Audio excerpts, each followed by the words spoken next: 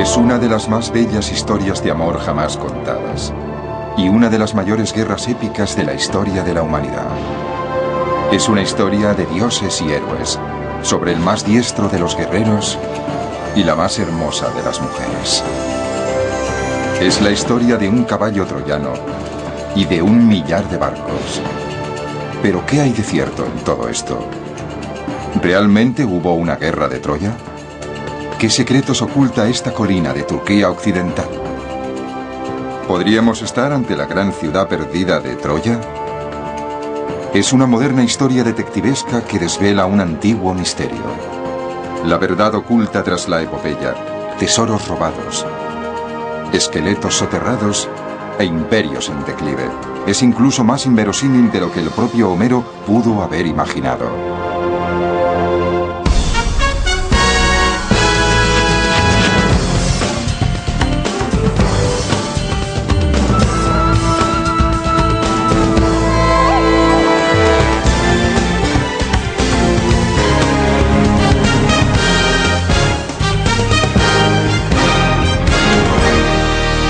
Troya.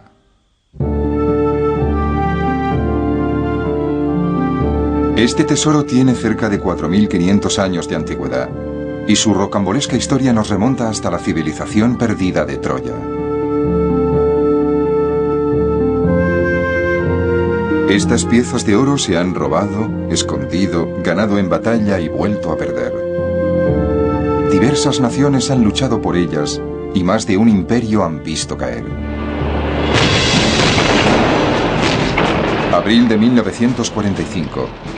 Estos objetos de oro, más de 10.000 piezas individuales, se encuentran en un museo de Berlín. El ejército rojo ruso avanza sobre el parlamento nazi en Berlín. La ciudad está sumida en el caos. Algunos aprovechan para saquear los museos, robar los objetos de valor y hacer desaparecer el oro. Pero, ¿qué fue de él? Durante años se creyó que aquel oro se había fundido, perdiéndose para siempre. Sin embargo, no se había perdido, lo habían escondido. Nadie sabe muy bien cómo, pero durante aquel verano cargaron el oro en camiones y lo sacaron a hurtadillas de la derruida Berlín. El oro viajó rumbo al este, hacia la Unión Soviética de Stalin. El tesoro llegó aquí, al Museo Pushkin de Moscú, rodeado del mayor de los secretos, pero no para ser expuesto, sino para permanecer oculto en un sótano durante 50 años, hasta la caída de otro imperio, en esta ocasión, el Imperio Soviético. En 1993, los rusos reconocieron que habían escondido el oro. 3 años después, sería expuesto por primera vez. Una vez más, son varias las naciones que se disputan este gran tesoro. Rusia, Alemania, Grecia, Turquía. Disputa que enciende viejas rencillas que se remontan a la época de los grandes héroes. ¿Será este el oro de la Troya de Homero, una ciudad famosa por su riqueza y sus tesoros? La historia de la guerra de Troya comienza en la Ilíada de Homero y continúa en su Odisea. Recreada una y otra vez en cuadros, libros y obras de teatro. Una historia tan poderosa que Hollywood no pudo resistirse a ella. El relato de la guerra de Troya es una saga fascinante. Tiene elementos que gustan tanto a hombres como a mujeres. Es una historia de amor, pero también de grandes amistades. Trata temas universales como la inmortalidad, el amor correspondido y también el no correspondido. Hollywood ha demostrado su fijación por esta epopeya en repetidas ocasiones. Se trata de una historia imperecedera. La historia de 2 grandes civilizaciones. La griega bajo el rey Agamenón y la troyana gobernada por el rey Príamo. Es la historia de cómo París, un príncipe troyano, huye con Helena, una reina griega. Sin embargo, nadie rapta a una reina sin pagarlo muy caro. El rey Agamenón, jefe supremo de uno de los ejércitos más poderosos del mundo, debe vengar el honor de su reino. Envía una flota de 1000 barcos a través del mar Egeo en busca de Helena. Los griegos sitian Troya durante 10 años, pero no logran escalar sus ciclópeas murallas. El guerrero más insigne de Grecia, Aquiles, y el más destacado de Troya, Héctor, se enzarzan en un duelo a muerte. Héctor muere, pero las murallas de Troya siguen en pie, al menos hasta que los griegos recurren al engaño.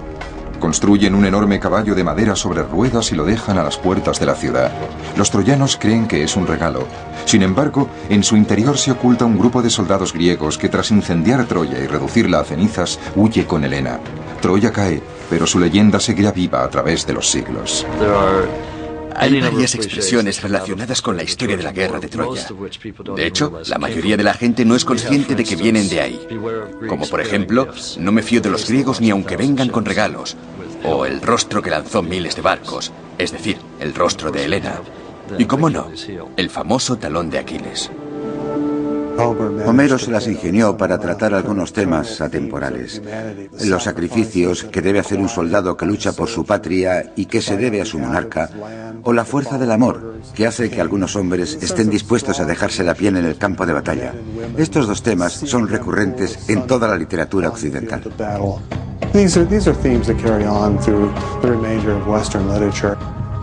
Esta historia ya tiene cerca de 3000 años.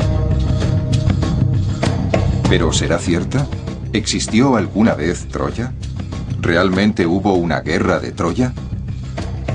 En teoría, la guerra de Troya tuvo lugar en el 1300 a.C., una época en la que la escritura era prácticamente inexistente y de la que no se conservan archivos históricos. Ocurrió 400 años antes de que por fin alguien registrase por escrito la historia de Troya en 2 libros, la Ilíada y la Odisea. No son crónicas, sino más bien entretenidas fábulas de otro tiempo, obras de ficción con unas pinceladas de realismo histórico, escritas por un poeta llamado Homero. Pero ¿quién era Homero y qué confianza nos merece?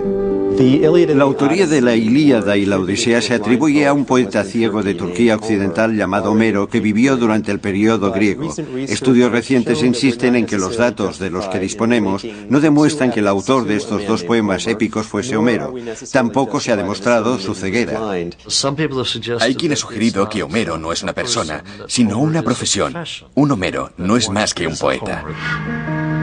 Independientemente de quién fuese Homero, podemos buscar en su poema pistas que nos ayuden a desvelar qué hay de cierto en la guerra épica entre Grecia y Troya. El poema empieza en el Bronce Tardío, hace más de 3000 años, durante un suntuoso ágape entre reyes y rivales comerciales.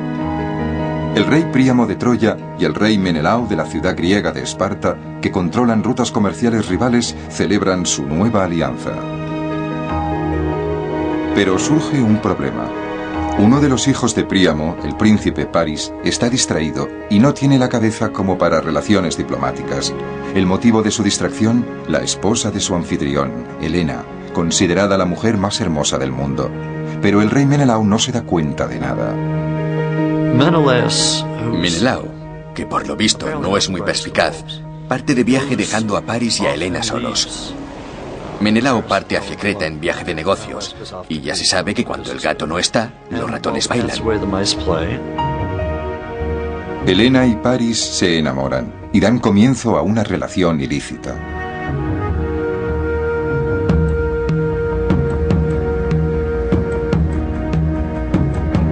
Paris se lleva a Helena con él a Troya.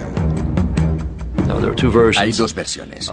La versión griega es que Paris secuestra a Helena y la obliga a abandonar Grecia. Y la versión troyana es que Helena se enamora de Paris y se marcha con él voluntariamente. Sea como sea, Helena termina en Troya. Cuando Menelao regresa, descubre que su mujer se ha ido. En cualquier época, raptar a una reina habría sido un escándalo y una afrenta personal. Sin embargo, en el siglo XIII a.C. es además una declaración de guerra. El rey Príamo se niega a devolverla a Grecia. Helena pasa a convertirse en prisionera de la corte real de Troya. ¿Pero de verdad existió Troya? La descripción de Homero es muy tentadora. Pues antaño los caducos humanos a la ciudad de Príamo solían llamarla rica en oro y rica en bronce. La ciudad de Príamo, Troya, rica en oro. Estos versos han sido un gran aliciente para los cazafortunas a lo largo de los siglos. En su cabeza, encontrar Troya era sinónimo de encontrar su oro. Y en este punto es donde el oro vuelve a cobrar protagonismo en esta historia. En la Alemania del siglo XIX, un excéntrico hombre de negocios reinicia la búsqueda del tesoro de Troya. Aquel hombre se llamaba Heinrich Schliemann. Estaba obsesionado con la Ilíada y creía hasta la última de sus palabras. Para él, Troya, Helena y el caballo eran absolutamente reales. Aunque durante cientos de años los estudiosos han albergado serias dudas sobre su existencia. Para ellos, Troya era una ciudad ficticia como la Atlántida o Shangri-La. Schliemann se negaba a creerles. Obsesionado como estaba, se embarcó en una descabellada aventura que se convertiría en el primer intento serio de encontrar Troya. Pero descubrir la verdad sobre Troya no ha sido fácil, ya que Schliemann, como Homero, estaba demasiado dispuesto a mezclar realidad y ficción. En una época en la que el afán de protagonismo era garantía de una gran cobertura periodística, Schliemann estaba destinado a convertirse en el Pete Barnum de la arqueología. Heinrich Schliemann es el padre de la arqueología, pero también un grandísimo sinvergüenza. Es un hombre poco fiable en el terreno personal. De ahí que uno se pregunte hasta qué punto se puede confiar en él en el terreno profesional. Digamos que no es el tipo de hombre al que a uno le gustaría invitar a cenar a casa. Aunque, en caso de hacerlo, convendría no tomarse sus palabras al pie de la letra. Schliemann estaba decidido a demostrar la veracidad de la guerra de Troya y de paso a hacerse famoso. Pero lo primero era hacerse rico. Empezó en Rusia, vendiendo armas a los dos bandos enfrentados en la guerra de Crimea. Después, para financiar su búsqueda arqueológica, le echó el ojo al oro, y en 1849 solo había un lugar donde buscarlo. Ese mismo año se fue a California en plena fiebre del oro. Fue uno de los muchos buscadores que llegaron en el 49, aunque él no se manchó las manos. En lugar de excavar en las minas, se hizo intermediario. Compraba a los mineros oro en polvo y en pepitas y después lo revendía a los bancos. Por lo visto, solía inclinar la balanza a su favor y al final tuvo que salir prácticamente corriendo de la ciudad. Ahora que era un nuevo rico, había llegado el momento de buscar Troya. Pero antes, el excéntrico Schliemann necesitaba una última cosa: su propia Helena. Entonces le escribió al jefe de la iglesia ortodoxa griega en Atenas diciéndole: me gustaría ir a Grecia y quiero que me busquen una mujer griega. La elegida tras varias entrevistas fue la joven de 17 años, Sofía Engastromenos. Griega, joven y hermosa, se convirtió en la nueva señora Schliemann. Había encontrado a su Helena y ahora a buscar Troya. La pregunta era: ¿dónde? Los poemas de Homero son como un mapa del tesoro, están llenos de pequeñas pistas. Describe la planicie troyana como una tierra azotada por los vientos, sembrada de robustos robles y a orillas del antiguo estrecho del Helesponto. Esta descripción llevó a Schliemann en 1868 a la actual Turquía noroccidental, donde está la supuesta tumba de Aquiles, cerca de la ciudad de Besik, en la costa Egea. Si Homero no mentía, Troya tenía que estar cerca. Entonces Schliemann contactó con un hombre que tenía una teoría plausible sobre cómo desvelar este misterio. Se trataba de Frank Calvert, un diplomático aficionado a la arqueología. Frank Calvert le dijo: mira, en mis tierras hay una colina que se llama Hisarlik y ha empezado a excavar.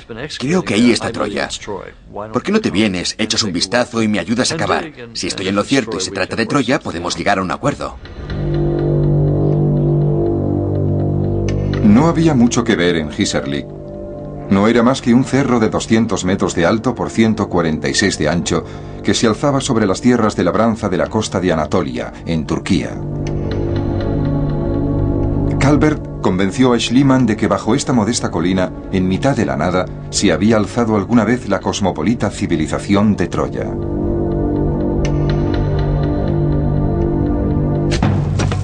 Schliemann empezó a cavar donde Calvert le había sugerido, y sin demasiados miramientos. Convencido de que la Troya de Homero se encontraba en el fondo, cavó una gigantesca trinchera de 36 metros de ancho de norte a sur, justo por el centro de la colina. Schliemann no fue paciente ni cuidadoso. Todo lo que no fuera la Troya de Homero no le interesaba. Si tuviese que definir en pocas palabras cómo cavó en Troya, me resultaría muy sencillo. Cavó muy mal. Cuando Schliemann inició sus excavaciones, la arqueología era todavía una disciplina muy nueva. Pensamos que es antigua, pero de hecho, en la segunda mitad del siglo XIX era muy reciente. Schliemann carecía de una formación académica sobre el tema, así que cuando empezó a excavar, no tenía muy claro cómo debía hacerlo. El 31 de mayo de 1873, Schliemann dio literalmente con un filón de oro. Según sus propias palabras, Schliemann dijo: llegué una mañana, los hombres ya estaban excavando, y al acercarme vi como uno de los trabajadores estaba empezando a destapar un enorme cofre. Entonces vi el destello del oro. Enseguida les dije que había olvidado que era mi cumpleaños y que se podían coger el día libre. Después de que los trabajadores se marcharan, llamé a mi esposa Sophie y juntos cavamos hasta desenterrar este gran cofre y todos los tesoros en su interior. Mi mujer hizo varios viajes hasta la casa llevando las piezas de oro, plata y bronce en su delantal. Una vez en la casa las numeramos, catalogamos y describimos. Miles de piezas de oro, grandes y pequeñas. Schliemann aseguró que se trataba del tesoro de Príamo, el rey troyano, las riquezas que llevaba años buscando. Schliemann le había prometido al gobierno turco que no sacaría el tesoro del país. Así que solo le quedaba una elección. Tenía que sacarlo a escondidas. Según el propio Schliemann, una noche, él y su mujer sacaron el oro de Troya en un barco y se lo llevaron a su país de adopción, Grecia. Lamentablemente, hay algo que no cuadra en toda esta historia. Sophie no estuvo allí. En los diarios de Schliemann y en otros escritos, podemos leer que su esposa Sophie estaba en Atenas el día que en teoría descubrió el tesoro. Se lo había inventado. De hecho, con los años, cuando le pidieron explicaciones por aquello, dijo avergonzado: sí, es cierto, Sophie no estaba conmigo. La hice partícipe de mi historia para que se interesase más en mi trabajo. Pero aquello no fue lo más raro. Con el oro en mano, Schliemann decidió terminar de moldear la fantasía de su propia Helena. Una de las primeras cosas que hizo Schliemann después de sacar el oro de Turquía y llevárselo a Atenas fue engalanar a su esposa Sophie con todas las joyas de oro y tomarle fotos. No debió hacerlo. Aunque teniendo en cuenta la época, ¿quién se habría resistido a la tentación? Tenían las joyas y estaban solos, así que se las puso. Sophie estaba preciosa, la foto quedó estupenda. Total, con eso no hacían daño a nadie. No sé, aún así no me parece correcto. Schliemann había hecho realidad el sueño de toda una vida, o al menos eso creía. Desde luego era un tesoro, pero no era el de Príamo. El propio ayudante de Schliemann, Wilhelm Dörfel, descubrió que aquel oro no era de la época de la guerra de Troya, el siglo XIII a.C. De hecho, era mucho más antiguo, era anterior en más de 1000 años. Schliemann había descubierto por casualidad una civilización perdida que se remontaba al 3000 a.C., una civilización más antigua de lo que cualquiera podría haber imaginado. Se trataba de un legado para la posteridad. Muy a su pesar, Schliemann no descubrió una Troya, sino 9, una encima de la otra. Saqueadas o destruidas, las 9 Troyas abarcaban un período en el tiempo de casi 4500 años. Al descubrir 9 niveles de Troya, Schliemann se encontró con un inesperado dilema. ¿Cuál de los 9 correspondía a la ciudad de la guerra de Troya? Con las prisas por cavar, Schliemann destruyó buena parte de la civilización que buscaba. La Troya de Homero, niveles 6º y 7º, está en la zona media, no en la parte inferior, donde Schliemann calculaba que se encontraba. A pesar de lo confuso de su relato y de los destrozos que había causado, Schliemann estaba en lo cierto. Troya había existido. El descubrimiento le hizo famoso. Schliemann publicó los resultados de su trabajo, olvidando mencionar deliberadamente el nombre de Frank Calvert. El nombre de Calvert no pasó a la historia, y Schliemann se llevó todos los laureles por el hallazgo de Troya. Había encontrado Troya, pero había algo que le preocupaba. Troya no era lo suficientemente grande. Schliemann no entendía cómo una ciudad tan pequeña había podido dar lugar a semejante guerra. Para demostrar la existencia de la guerra de Troya, necesitaba una Troya más grande y más fuerte, Una Troya que valiese la pena saquear e incendiar. La pista que Schliemann había seguido durante tantos años empezaba a enfriarse. Así que decidió volver la mirada a la tierra de Homero, al otro lado del mar, a la antigua Grecia. Había muchos feudos individuales en la Grecia peloponésica en el Bronce tardío. Pero todos nos remiten a un mismo reino, Micenas, y a un único rey, Agamenón. La mujer secuestrada, Helena, es la esposa de Menelao, hermano de Agamenón. Helena sigue en Troya con su amante, París. Sin embargo, Agamenón ve en este insulto una oportunidad. Reúne a los gobernantes bajo su control y consigue que le presten su apoyo. Su misión, rescatar a Helena y saquear Troya, la ciudad rica en oro.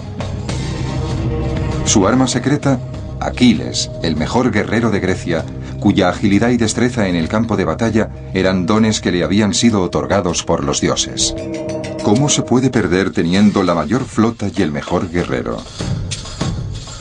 Agamenón, caudillo poderoso, en ojos y cabeza parecido a Zeus, que con el rayo se deleita, y en cintura a Ares, y en pecho a Poseidón, destaca bien conspicuo entre héroes numerosos. Agamenón, rey de la gran ciudad de Micenas. ¿Podría tratarse del reino que alzó a los griegos contra Troya? En 1876, Schliemann fue al lugar donde se creía que había existido Micenas. Alguien le llevó hasta allí y le dijo, este era el hogar de Agamenón, aquí se alzaba Micenas. Schliemann empezó a cavar en estas ruinas inexcavadas con la esperanza de encontrar a Agamenón y alguna que otra pista sobre la guerra de Troya. Micenas, una ciudad rica y violenta. A diferencia de Troya, la existencia de Micenas nunca se había cuestionado, aunque nadie había excavado sistemáticamente la zona hasta que Schliemann llegó. Lo que descubrió es realmente asombroso. Cuando llegas a la ciudadela de Micenas, recorres una muralla hasta llegar a una puerta. Encima de la puerta hay un enorme dintel y encima del dintel un triángulo de descarga cubierto por un relieve de 2 leones, tallados uno frente al otro, a cada lado de una columna. Leones, ¿qué querrán decir? Antiguamente, los leones eran los guardianes simbólicos de las dependencias reales. La Puerta de los Leones es uno de los monumentos más antiguos de Europa. Para Schliemann, era la puerta de entrada de la corte de Agamenón. Schliemann empezó a cavar. Lo que encontró fue un recinto circular que parecía una plaza pública, o ágora. Sin embargo, cuando empezó a excavar ahí, descubrió que no era un lugar de reunión, sino un área monumental donde había tumbas. Tumbas, y no una plaza pública. Schliemann había encontrado un cementerio. Encontró varios pozos de una profundidad considerable que habían sido cavados en el lecho de roca a modo de tumbas. En el fondo de cada uno de esos pozos había una cámara rectangular donde encontró un buen número de cadáveres. Schliemann siguió cavando convencido de que al final descubriría el cuerpo del mismísimo Agamenón, así como nuevas pistas sobre la misteriosa guerra de Troya. En cada una de las tumbas encontró gran cantidad de objetos de valor en oro y plata, así como un buen número de objetos exóticos procedentes de otros lugares.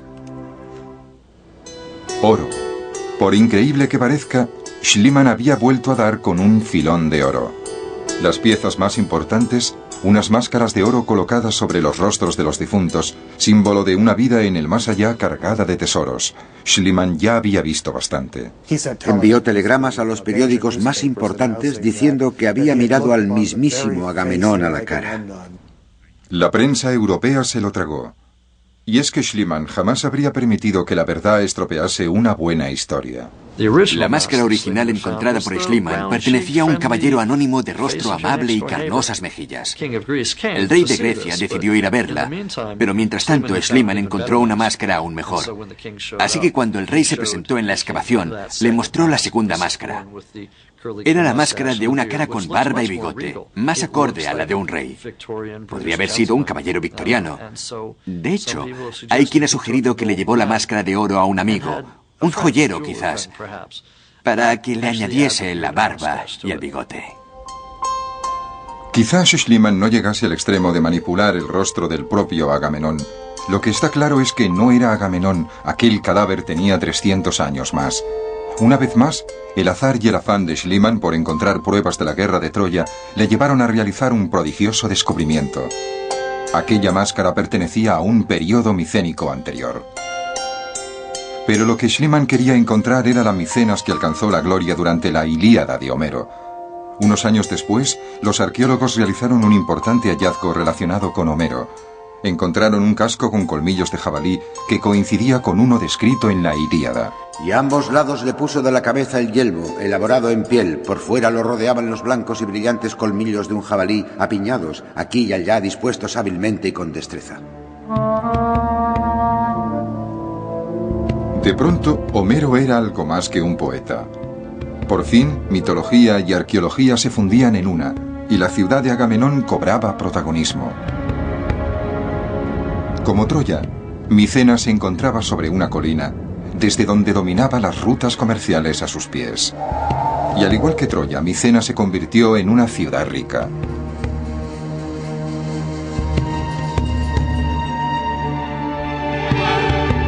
También tenía fama de haber contado con una larga trayectoria de violencia dinástica.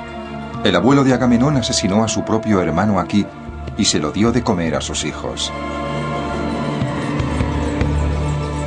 En la época de Agamenón, esta ciudad estaba en pie de guerra. El destino de Micenas pendía de un hilo.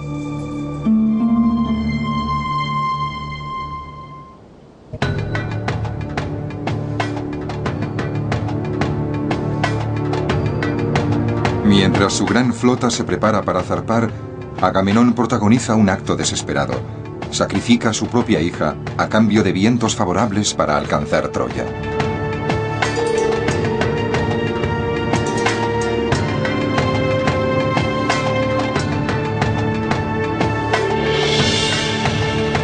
¿Realmente cruzó el mar Egeo una flota de 1000 navíos para atacar Turquía noroccidental? Y en ese caso, ¿cómo lo hizo?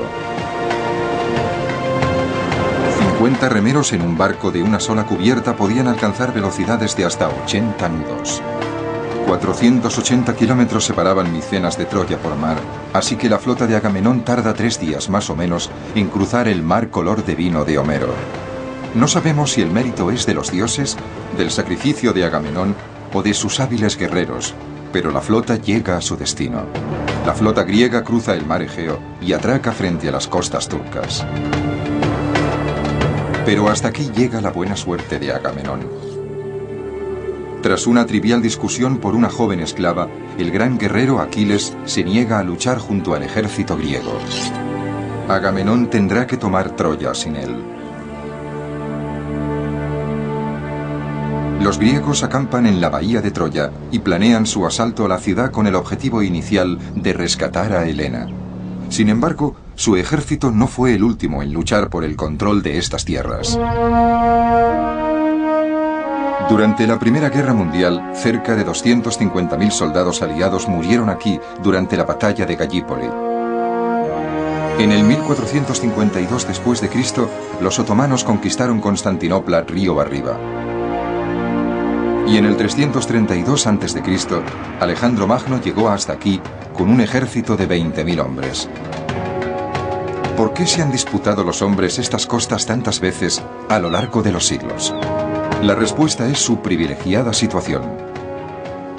Según Homero, Troya está situada a orillas del Helesponto, conocido en la actualidad como Estrecho de los Dardanelos. Un estrecho canal que separa el Mar Negro del Mar Egeo y Europa de Asia.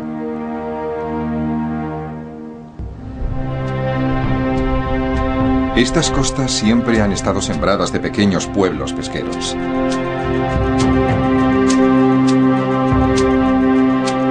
Pero por sus aguas siempre han navegado grandes buques comerciales de todas las nacionalidades.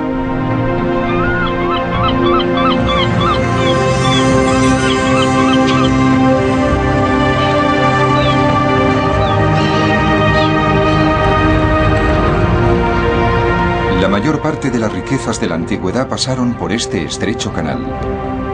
Si la Troya de Homero estaba aquí, estaba en un punto estratégico. Un predominante viento del noreste sigue azotando este punto, ahora como entonces. Un viento que contribuyó a hacer de Troya una ciudad rica. Los fuertes vientos y las corrientes obligaban a menudo a los marineros a hacer escala en el puerto de Troya durante varios días, a veces incluso durante 6 semanas. Y lo más probable es que los dirigentes de Troya cobrasen tributos a los barcos mercantes. Troya debió ser una especie de aduana del bronce tardío, de ahí su gran riqueza.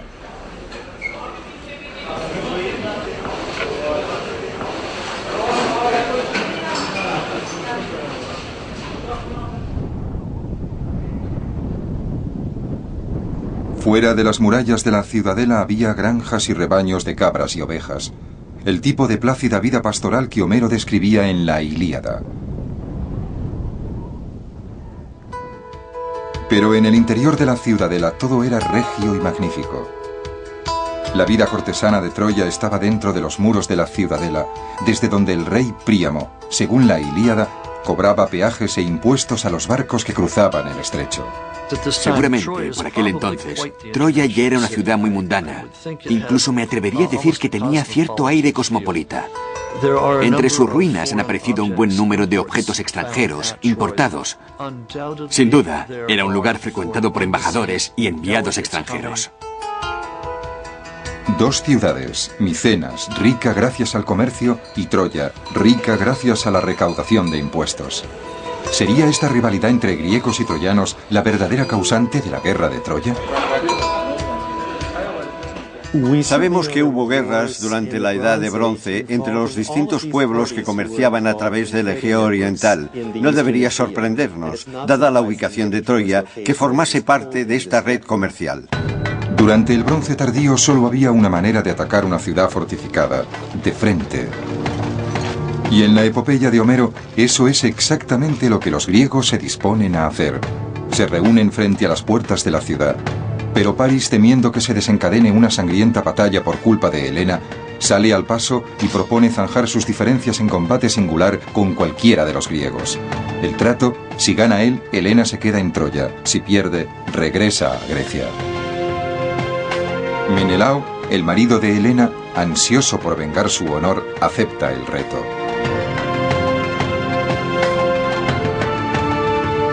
Enseguida se hace con el control. Paris abandona el combate asustado. Según Homero, son los dioses los que se lo llevan del campo de batalla, haciéndole desaparecer como por arte de magia. Tras su retirada, Paris va a los aposentos de Helena, donde ésta le reprende por su cobardía, aunque enseguida le perdona.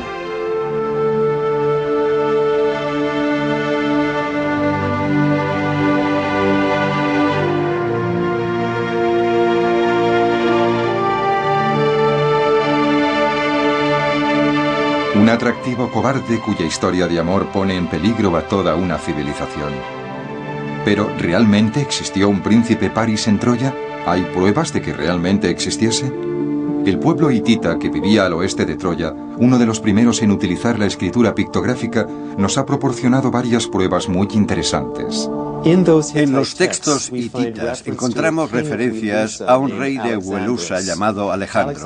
Alejandro es otro de los nombres de Paris, que efectivamente era el príncipe de Troya. Por lo visto hubo conflictos en el Bronce tardío en torno a Troya y a un rey llamado Alejandro o Paris. Muchos han interpretado esto como una muestra del tipo de guerras descritas por Homero en la Ilíada. Pero la Ilíada apenas ha comenzado, cuando el poderoso guerrero Aquiles se reincorpora a la batalla después de que el príncipe troyano Héctor asesina a un buen amigo suyo.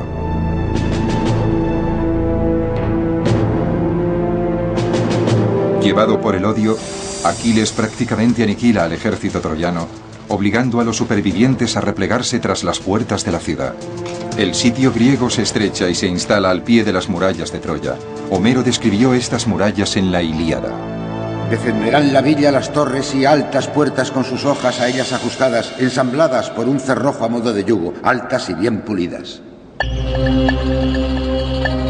¿Alguna vez tuvo lugar el gran sitio de Troya? Schliemann no había encontrado pruebas al respecto. Sin embargo, Schliemann no tuvo la última palabra sobre Troya. En 1932, Carl Blegen, de la Universidad de Cincinnati, inició una excavación en la colina de Hissarlik que habría de desarrollarse a lo largo de 7 temporadas. Blegen no fue un charlatán como Schliemann. Excavó con precisión, sabiendo lo que se hacía, aunque su objetivo era el mismo: encontrar pruebas de la existencia de la guerra de Troya. La Troya del 6º nivel fue una ciudad rica y cosmopolita donde se vivía bien. No obstante, el equipo de Blegen descubrió que la Troya del 7º nivel, la Troya sitiada descrita por Homero, había sido un lugar completamente distinto. Descubrieron que los lujos exóticos habían desaparecido, que no quedaba ni rastro de su anterior riqueza y que sus habitantes habían vivido en la estrechez.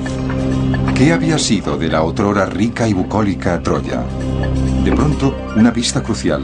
Encontraron tinajas de almacenamiento, muchas y muy grandes. Por lo visto, los residentes de aquella Troya almacenaban comida.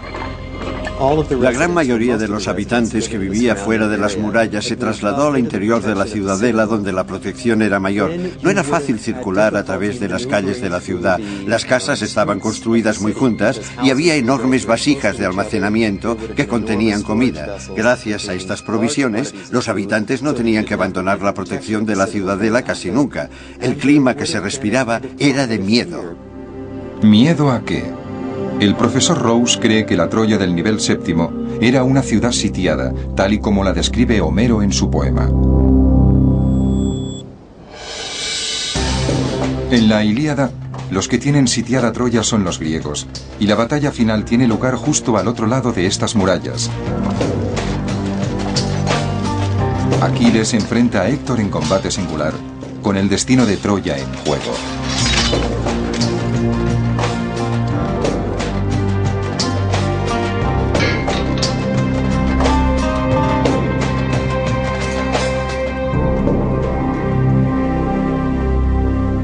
Aquiles mata al gran príncipe troyano, pero lo peor aún está por llegar. Ata el cadáver de Héctor a su carro por los talones y da 3 vueltas alrededor de las murallas de Troya con él a rastras. Mientras los padres de Héctor, el rey Príamo y la reina Hécuba, miran horrorizados. ¿Es posible que estos hechos realmente ocurriesen? ¿Los guerreros aristócratas griegos se enfrentaban en combates cuerpo a cuerpo con sus enemigos? Una vez más, los hititas nos dan pistas. Hay un texto encontrado en la capital hitita de Bogazkoy que habla de un guerrero aristócrata del bando griego que se enfrenta a otro guerrero aristócrata del bando hitita. Así que este tipo de confrontaciones realmente existieron en el bronce tardío. Según Homero, Aquiles no es invencible. Como todos los mortales, tiene un punto débil. En su caso, los talones. De hecho, muere tras recibir un flechazo en el talón. Su asesino, el cobarde París. Aquiles ha muerto. ¿Pero tenemos pruebas de que alguna vez haya vivido? En la ciudad portuaria de Bésic, cerca de Troya, hay un pequeño montículo en forma de cono, considerado desde la antigüedad el túmulo de Aquiles. Sin embargo, tras excavar sin éxito en el túmulo, el heroico Aquiles continúa siendo un misterio. París, verdugo de Aquiles y causante de la guerra, muere a su vez en el campo de batalla. La aventura amorosa de París desencadena la guerra. ¿Supondría su muerte el fin de la misma? ¿Cambiaría el destino de Troya? Al rey Príamo se le presenta la oportunidad de devolver a Helena y aún así guardar las apariencias. Pero una vez más, el orgullo es más fuerte que la razón y Príamo se niega a entregar a Helena. Los griegos tendrán que entrar en la ciudad por la fuerza si quieren recuperarla. En la Ilíada, es el dios Poseidón el que construye las ciclópeas murallas de Troya. Homero puso estas palabras en boca de Poseidón. En torno a su ciudad les construí un muro a los troyanos, ancho y muy hermoso, con el fin de que su ciudad fuese indestructible. Murallas impenetrables. 10 años de asedio y las murallas de Troya seguían en pie. Parece poco probable teniendo en cuenta que era una ciudad muy pequeña. Este es un misterio que Carl Blegen no llegaría a resolver jamás. Blegen excavó por última vez en Troya en 1938 y durante 50 años nadie volvería a hacerlo. Las murallas estaban en muy mal estado. Tras sus excavaciones, se asumió que la tierra bajo Hizarlik había expulsado todos sus secretos. Pero no fue así. En 1992, un equipo de la Universidad de Tübingen, Alemania, y un equipo de la Universidad de Cincinnati decidieron reiniciar las excavaciones. Pero esta vez empleando modernos sistemas de localización por sonar, como los que se utilizan para encontrar depósitos de petróleo. Sin embargo, no fue petróleo lo que encontraron, sino rocas. Rocas que cambiarían nuestra visión sobre cómo se pudo desarrollar la guerra de Troya. Lo que descubrimos fue que a una distancia de 400 metros al sur de la ciudadela había un foso de piedra que rodeaba toda la ciudad inferior de Troya durante su sexto periodo. Un perímetro defensivo alejado de los muros de la ciudad. Esto convertía a la Troya de Homero en una ciudad mucho más grande de lo que hasta entonces se pensaba. De pronto, Troya ya no era tan pequeña. De repente, la inexpugnabilidad de Troya cobraba sentido. Para atacar la ciudad, sus enemigos tenían que bajar de los carros y entrar y salir del foso, y todo ello sin dejar de esquivar las flechas que los troyanos les disparaban desde detrás de las murallas, no muy lejos de allí. Después tenían que escalar el muro y cruzar corriendo a la ciudad inferior cerca de 400 metros, y todo esto para llegar hasta la enorme fortificación de estuco que rodeaba la ciudadela. Tenían que superar todos estos obstáculos antes de llegar a la ciudadela bajo una incesante lluvia de flechas. Solo entonces podían asaltar la ciudad. Gracias a su doble sistema defensivo, la ciudad era prácticamente impenetrable. Por fin habían encontrado la gran ciudad que Schliemann y Blegen tanto buscaron. Las probabilidades de que la guerra de Troya hubiese sido real aumentaron cualitativamente. En la Ilíada, el sitio alcanza un punto muerto. Los griegos sufren importantes bajas y necesitan un nuevo plan para cruzar las inexpugnables murallas de Troya. Para conseguirlo, recurren al engaño.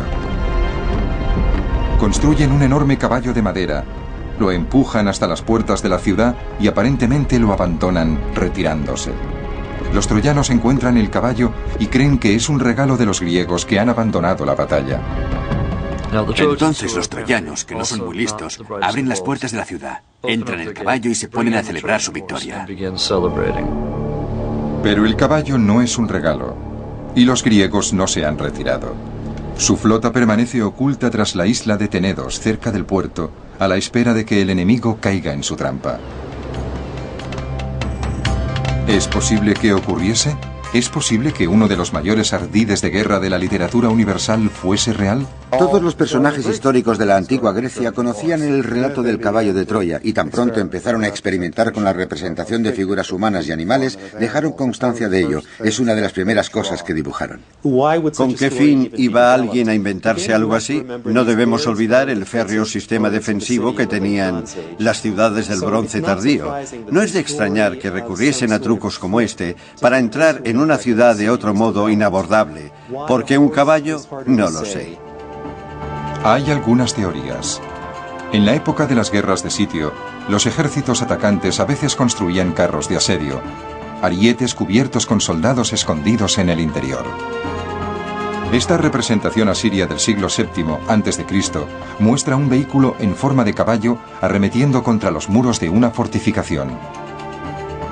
A lo mejor el caballo de Troya era un arma de combate similar. O a lo mejor es que las murallas de Troya cedieron ante el azote de la naturaleza y no del hombre. ¿Y si fue un terremoto? Una falla corre a lo largo de Turquía noroccidental y los terremotos han golpeado esta región con frecuencia desde la antigüedad. La excavación de Carl Blegen en 1930 descubrió bastantes indicios de que Troya había sido destruida por un terremoto a finales del siglo XIII a.C. A lo mejor fue un terremoto lo que debilitó Troya, permitiendo a los griegos atacar su ciudadela. ¿Un caballo o un terremoto? ¿Sabremos algún día cuál de estas dos teorías es la válida? Es probable que un terremoto acabase con el nivel 6 de Troya. Lo que pasa es que es normal que Homero, después de relatar su larga epopeya de 10 años de luchas, de toda una saga épica, no quisiese acabar su poema diciendo: y entonces hay un terremoto, las murallas caen y los griegos entran en Troya. Una historia como la suya necesitaba un final impactante. Aunque existe otra teoría, el caballo era un símbolo. Se decía que el mismísimo Poseidón había construido las murallas de Troya. Poseidón no es solo el dios del mar, también es el dios de los terremotos. De hecho, Homero en la Ilíada se refiere a él como el sacudidor de la tierra. Por otra parte, el animal asociado con Poseidón es el caballo. Así pues, si terremoto es igual a Poseidón y Poseidón a caballo, terremoto igual a caballo troyano. Así de sencillo. El caballo de Troya podría ser una metáfora. Aunque en la Ilíada el caballo es real y el truco funciona. A eso de la medianoche, cuando los troyanos duermen a pierna suelta tras haber bebido más de la cuenta, los micenos ocultos en el interior del caballo abren la trampilla, abandonan su escondite, matan a los guardas de la puerta de entrada a la ciudad y la abren de par en par.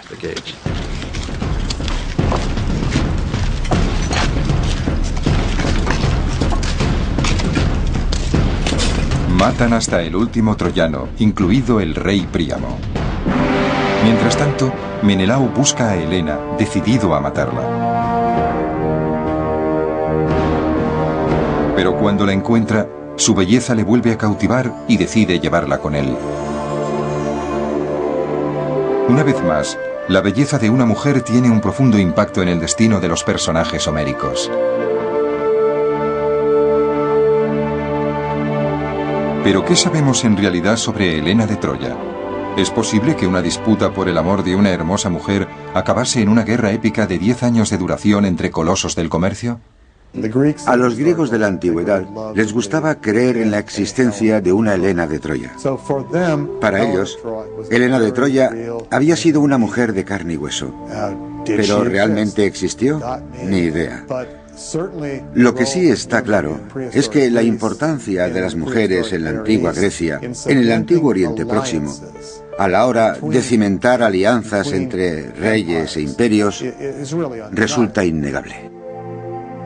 ¿Pero realmente se raptaba a las mujeres en tiempos de guerra y se las transportaba a través del Egeo? ¿Lo que según los griegos ocurrió con Helena pudo ocurrirle a otras mujeres? Esta tablilla griega del siglo XIII a.C. no se pudo descifrar hasta 1952.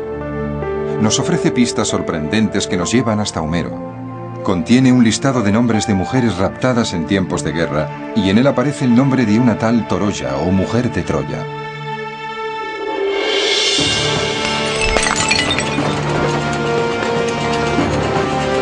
Las mujeres de Troya corrieron el mismo destino en la Ilíada, tras el saqueo de la ciudad. Tras el pillaje, los griegos incendian Troya, borrando del mapa la civilización del rey Príamo. Ahora ya sabemos dónde estaba Troya, y también que fue destruida en el siglo XIII a.C. ¿Pero realmente sucumbió a un incendio? Y si así fue, ¿quién la incendió? Schliemann exigía pruebas, y 45 años después de la muerte de Schliemann, Carl Blegen las encontró. En los distintos niveles de la Troya homérica aparecieron pruebas irrefutables de que la ciudad había ardido.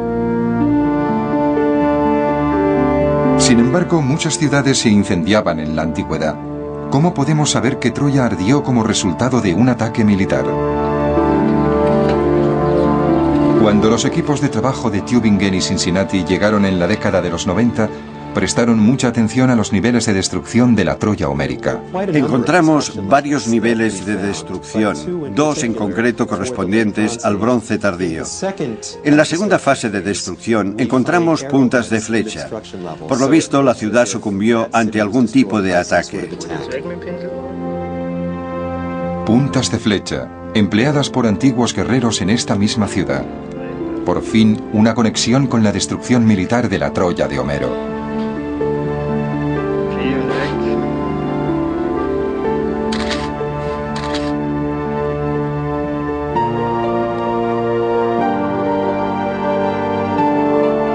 Schliemann probó que Troya había existido.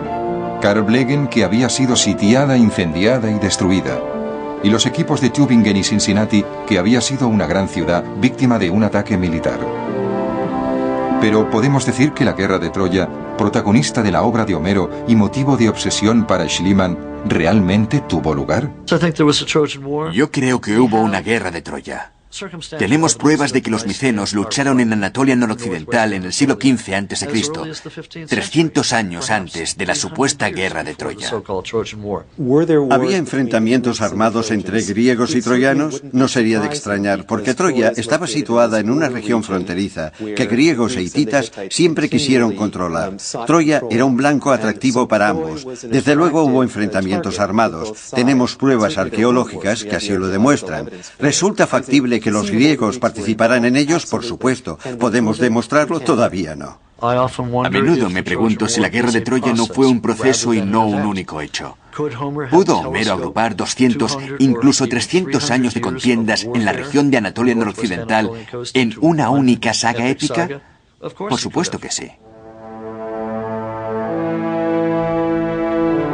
La caída de Troya fue el principio del fin de la Edad de Bronce.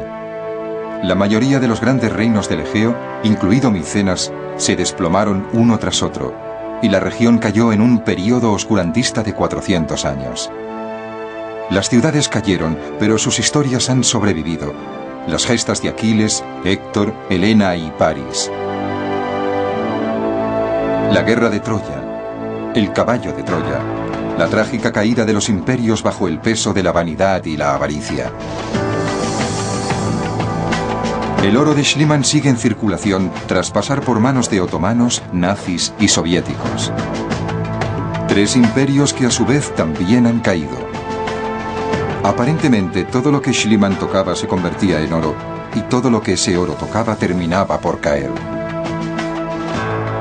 Sin embargo, la historia de la guerra de Troya y la Ilíada de Homero siguen incólumes. Con el paso de los siglos, las sociedades van y vienen. Sin embargo, el amor, la avaricia, la guerra y los héroes son eternos. Como Héctor dice en la Ilíada: ojalá yo, empero, no perezca sin esfuerzo o sin gloria, antes bien una excelsa proeza realice para que de ella lleguen a enterarse aún las generaciones venideras.